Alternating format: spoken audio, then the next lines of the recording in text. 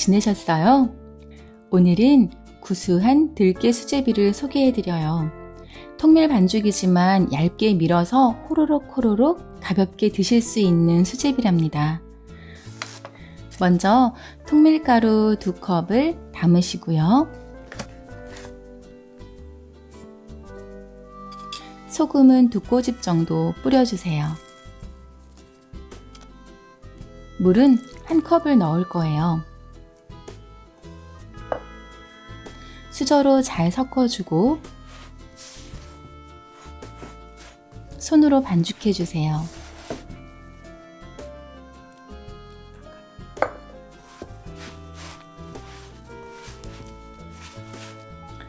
반죽을 접으면서 손바닥으로 누르고 다시 접어 누르고를 반복하면서 치대서 반죽하고 탁탁탁 두들겨 모양 만들어주고 뚜껑 덮어 냉장고에 1~2시간 정도 숙성시켜 주세요.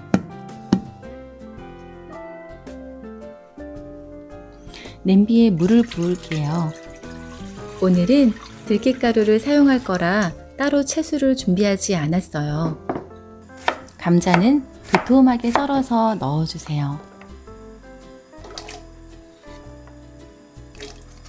양파도 썰어서 넣고요.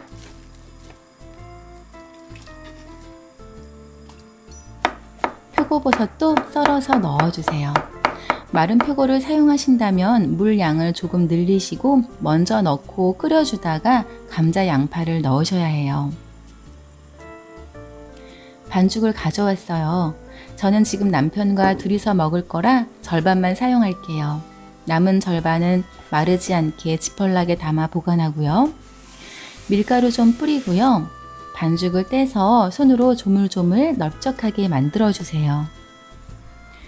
따로 채수를 준비하지 않아 감자와 양파가 충분히 익어야 하거든요. 끓는 동안 반죽을 밀대로 얇게 밀어주세요. 밀대 사용이 번거로우시면 손으로 떼서 넣어도 좋은데요. 통밀이 너무 도톰하게 들어가면 통밀의 까실한 느낌이 그대로 느껴지고 텁텁한 느낌이 들거든요. 얇게 민 반죽을 적당한 크기로 떼어서 넣어주시면 돼요. 얇아서 조금 크게 들어가도 괜찮아요. 이렇게 밀어서 넣으면 반죽끼리 익는 시간도 균일해 퍼지는 느낌도 덜하고 먹을 때 호로록 너무 부드럽고 좋아요. 간장으로 간하고요. 휘휘 저어주고 부족한 간은 소금으로 해주시고요. 마늘을 넣어주세요. 칼로 곱게 다져서 넣으셔도 좋아요. 한 번 더 휘휘 저어주시고요. 들깨가루를 넣어주세요.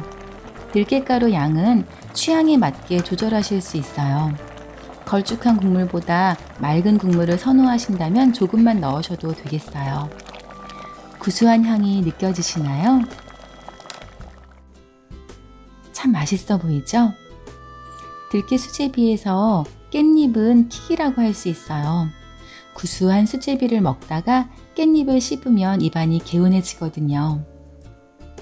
흑임자 깨소금도 1숟가락 얹어주고요. 자, 잘 섞어서 먹어볼게요.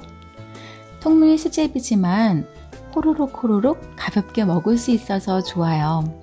향긋한 깻잎은 들깨 향을 더하고 파근파근한 감자는 형태 없이 들깨가루와 어우러져서 구수한 들깨 수제비가 된답니다. 오늘 영상이 유익하셨다면 좋아요와 구독 버튼 꾹 눌러주시고요. 괜찮으시다면 알람 설정도 부탁드려요. 레시피는 홈페이지에서 확인하실 수 있어요. 감사합니다.